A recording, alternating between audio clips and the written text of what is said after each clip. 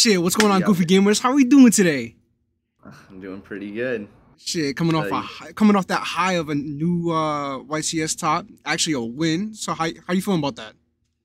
Pretty good, Shit. just winning with Heisem is a different feeling for sure. No, absolutely. And then you had Chris on the other side, a well-renowned champion as well. Tell me how that feeling was. Tell me what was going through your mind during those final moments. 'Cause I know it was a very stressful and intense situation for you and Pac during that time. I mean, honestly, I was just super happy for Heisem, really. He tested with me for like 2 months straight.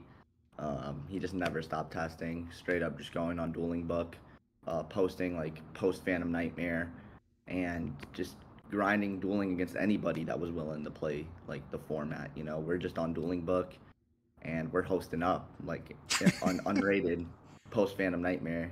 Just trying to duel anybody for literally 2 months straight. Like right after Bologna, I came back and we were just on a set on a mission to win. We teamed up before in Brazil, and we didn't have a great experience at the end of the day.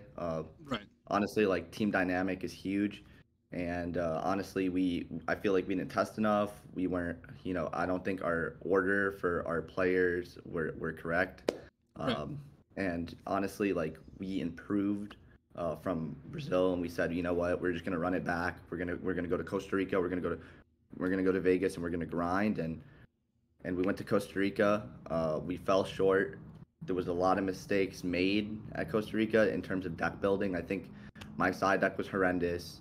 My extra deck could have been better. I played the Garunic Succeed. I played Ambler Whale. I ended up cutting those cards for like Access Code Celine.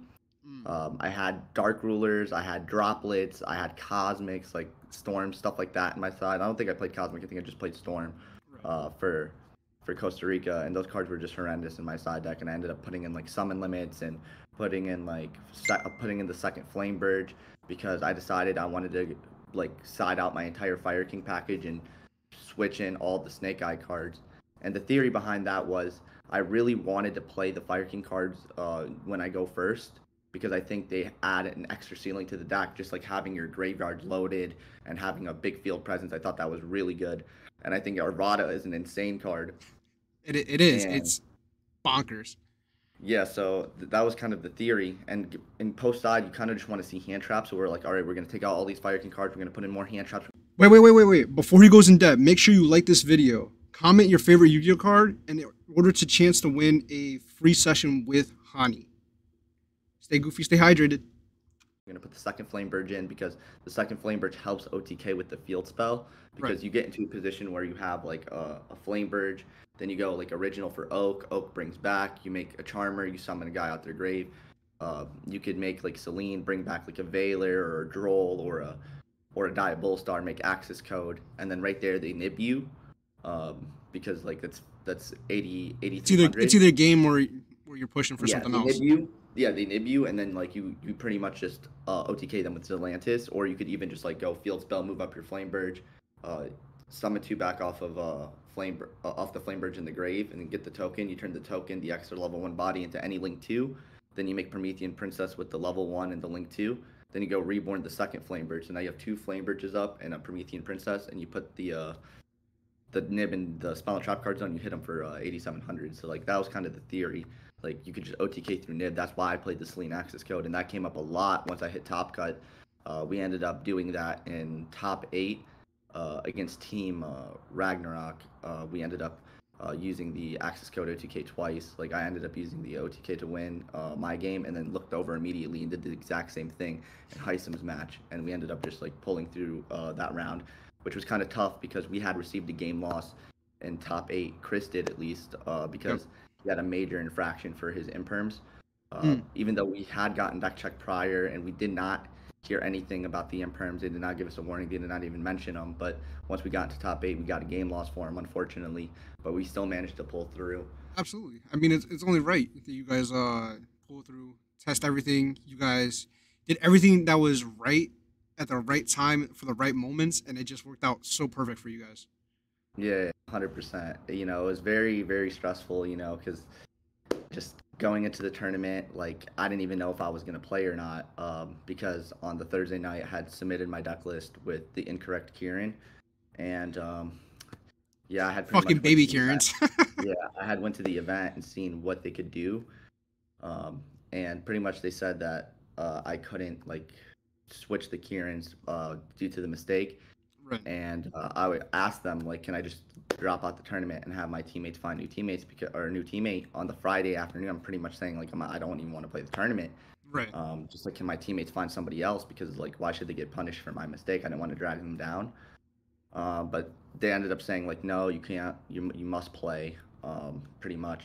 And I was like, I don't have these Kierans. What's what could be done? And they were like, yeah, we're just gonna remove them if you don't have possession of this card. We're just gonna remove them from your list, and you're gonna continue like that. And Oh, that's how absolutely. we ended up continuing. And yeah, bro, I didn't honestly think that we were gonna do well. Like, we honestly like thought we were doomed, but we Yeah, just kept obviously your marching. brother thought you were gonna do well because he kept talking you into it. He was hyping you up on Facebook everywhere that Yeah, he but could. Just nah, but like at the end of the day, like he still had that feeling, you know. yeah, You know, absolutely. we got the leak messages from like some of his sponsors saying like, "Oh, dude, we're doomed." Hani put the wrong card on his deck list, but it's kind of crazy how we went from like like I told them to like look for a third, and we ended up winning the event. It was Shit. And that's kind of your funny. second team YCS, right? Second team YCS win. First one was Christian Urena and Arnold. So I mean, That was a great winning with team as well. Tyson though, yeah, but winning with Tyson was everything, you know, because we didn't give and Chris as well, because like we didn't give up on the team, you know, like we all like still like stuck with the team that we had from Brazil, even though we went like we just did terrible in Brazil. We did horrendous, and honestly, we just kept focusing, made the correct changes that we needed to make. You know, my friends kind of pushed me to make these changes. You know, a lot of people were talking about how my Fire King deck wasn't so great and like I needed to change it, switch the cards up. So like obviously I'm gonna take that input, you know, and switch the deck up, make a few changes and yeah, dude, we got there. And honestly, like shout out to all my students on in Learn TCG because they ended up testing with me the most. Honestly, like once I got back from Costa Rica, Hmm. we just started testing like infinite, No, absolutely. and So I walk ended me up through picking that the team. process with your students. Like, how do you how are you able to manage being a semi-professional Yu-Gi-Oh player, coaching, and then doing your own business? Like, walk us through that that Um, theory and so thought I, process.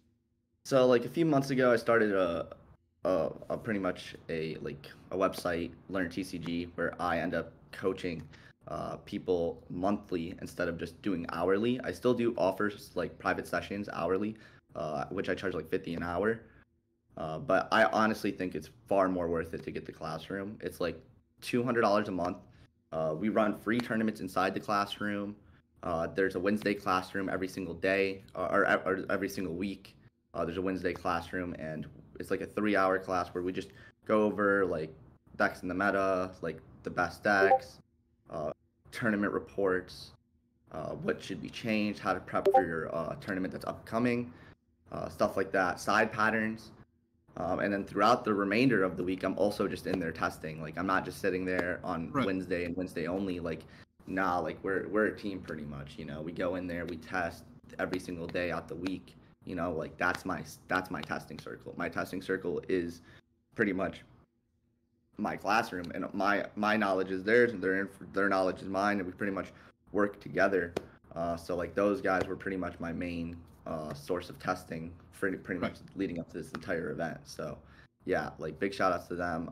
Like honestly trying to help them improve and at the same time, you know, like catch some success. So uh, winning was honestly huge for not just me but for them as well because you know this shows them that pretty much like anyone here can pretty much do it, you know, like I just did it with a deck list that we all worked with together, you know, it could have been any of us, it couldn't it's not just me, you know, at the end of the day it could literally be anyone that's putting in the work, putting in the time, and like going in with the right theory. So yeah, So overall, it's just dedication, time, and patience because you do have to learn everything. yeah, so I mean like there was a lot of work put in for this, I would So say. I know you've been asked this before, but what draws you to Yu-Gi-Oh? Like, what is your overall goal with Yu-Gi-Oh? What captivates you so I much mean, that you want to continue playing this until you're like 40?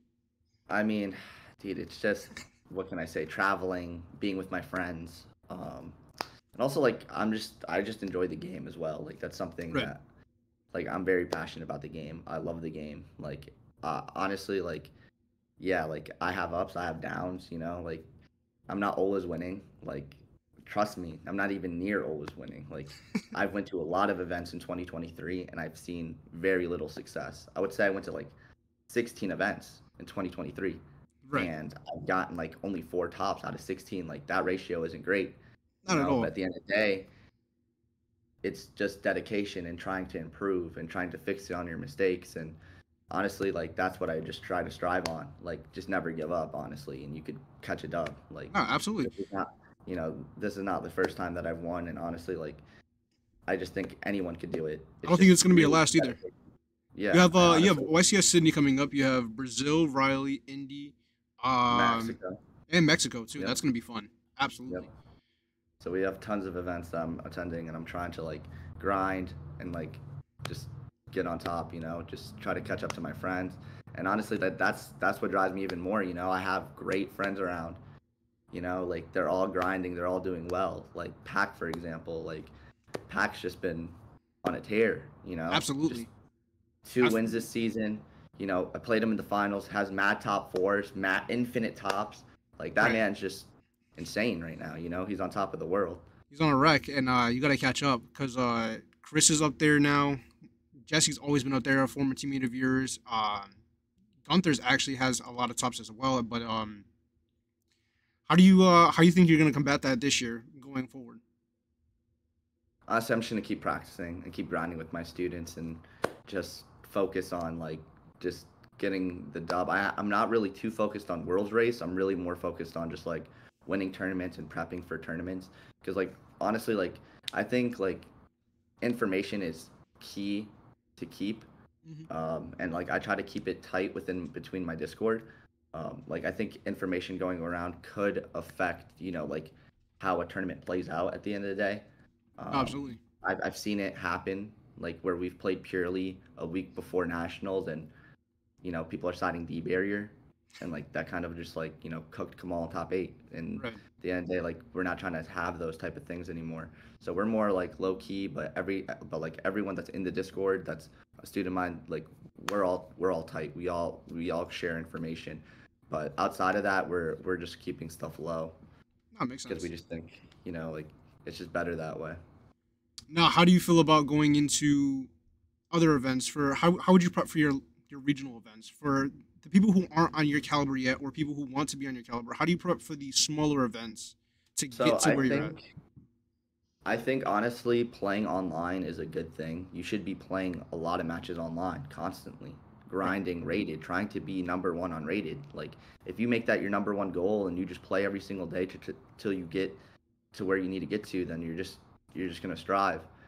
And honestly, like watching YouTube could help. Watching some videos could help, but also playing is the main thing because watching can only do so much. You need to go off of your own theory, off of your own thoughts. You need to try different things, try different lists. Watch duels, see how people are playing, see if they made a mistake. Like that's something that's huge. Just checking to see where mistakes are made in like Right. any single duel. So I think like that's like the main thing for like grinding and testing. If you're looking to like be ahead, always looking at the OCG, seeing what's meta related there. Testing months prior before cards come out could be something that's like beneficial. Like for Phantom Nightmare, like I just knew the Fire King deck was going to be insane, so I play tested ahead, and that's something that could definitely help you because you're just ahead of everyone else. So let's say you play Phantom Nightmare format for 2 months straight, everyone's playing like the week before the set comes out, like you're going to be ahead of them Oh, by absolutely. default.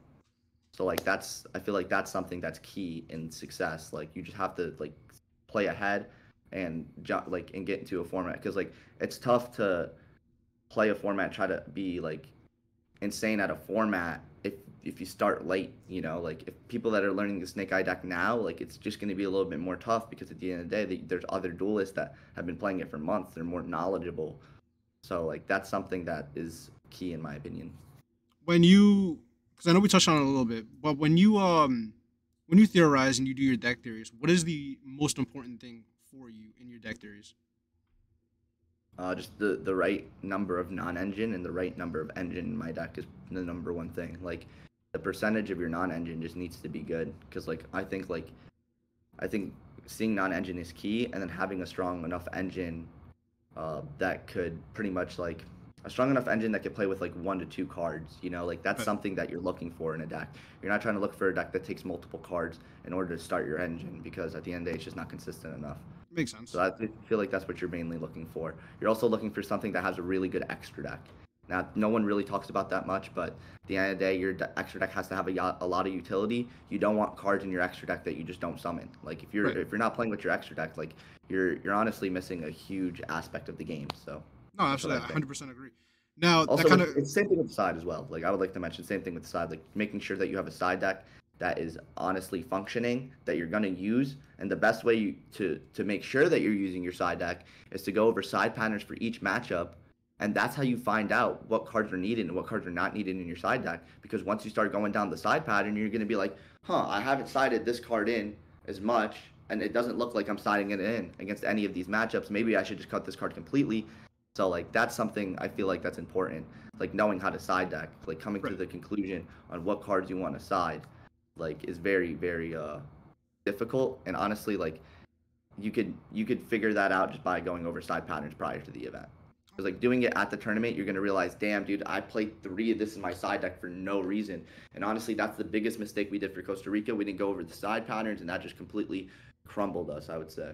Right, but you had Costa Rica and you had Brazil to reflect on your past mistakes, and you capitalized that on that very heavily, I believe, with YCS Vegas. And I feel like that's going to continue on into Sydney, which is this week, I believe, or next Yep. week. Yeah, so Sydney is coming up next week. Yep. yeah, so I believe that your side patterns, your testing, your theories, it's all going to carry on over very well into your next YCS after, especially this high that you have right now with beating one of your close friends and winning with your brother. Yeah, Um, dude. Like dueling pack was a crazy experience. I know there's a lot of talk out there that yeah, you're yeah, talking that fucking pack, this is sportsmanship, unfair, bro. but I That's just want everyone to passion. know that me and Pack are good. We're not, you know, we're not rivals. Right. That everyone portrays us out to be. I understand that I got a little hype, and I do apologize for that. It's just like the emotions, the work, all That's the passion, stuff baby. going off. Sometimes it gets to you. And I do apologize for anyone that felt offended. But yeah, dude, Pack's my boy. We're also like just trolling, maybe thinking about dropping hoodies that say I'm on God, just to troll. So, I and love I that. do feel bad for Sam. I understand that getting a game lost does suck. Like we had the same experience in top eight, so I totally feel for him. So Yeah. like, and honestly, like it's fine. Those players are all experienced. That's not going to be the last time that Oh, that they're absolutely. in the finals. I What think people all of don't them are realize that great players. Sam actually has a lot of tops. Like Yes, as Sam a is. YouTuber, he has a lot of fucking tops. Yeah, He's a great duelist. I'm just saying that Sam, Hansei, and Pac, they're all insane. I'm not surprised if they make it to the finals and win. And me and Pac were actually talking about having a rematch in the finals because, bro, like we talked about playing in the finals like 2 years ago on a phone call. Like, dude, we gotta remake the Joshua Schmidt plus Billy Brake moment. We gotta have a rivalry in the finals, and here we are a few years later, and Shit, is he going to kind of. Sydney? He's not going to Sydney. He's actually missing a lot of events due to work. I really wish that he could come out to more events, but he'll be at the American ones. I think he's going to show up to all the American ones, and of course, Yeah, I compete actually did a nationally. video on him a couple weeks ago. If you guys want to check that out, I'll put it in the link down below. He's actually has his bachelor's in financials, so he's doing a Yeah, he's lot of on the math. grind, Yeah, he's on the man. He's grind, on the grind, bro. and he I give it. streams like dude. And the amount Sips, he plays, dude, like it's just absurd to me. That kid's just built different. Like he no, reminds me of absolutely. me. So just But always grinding. Yeah. I think this is a good time to introduce as you as one of the newest Goofy gamers. He is now part of Goofy Gaming. This is the reason for the video. This is the reason to get his introduction, to get people to know who you are just a little bit more.